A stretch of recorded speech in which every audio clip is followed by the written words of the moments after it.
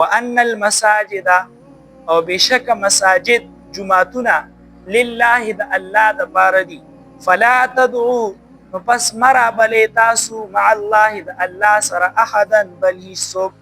دې کې دا ویل شي چې مسلمانانو تاسو بخپل مساجد هغه د عقاید باطلانه او د اعمال باطلانه دا غینه به تاسو خپل مساجد پاک ساتئ.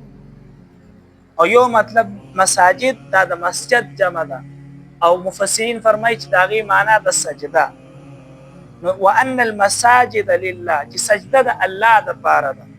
فلا تدعو مع الله احدا تاسو د مدد د پاره ما فوق الاسباب اغبل څوک مرا بل ځکه چې غیر الله د आवाज کولو غیر الله نه مدد غوښتل نو دا خو هغه ته سجده کول. نو دا سینې چې کله سجده تاسو الله ته کوي او کله بل چاته کوي نه سجده صرف الله د پاره. الله دې موږ له توحید او عمل توفیق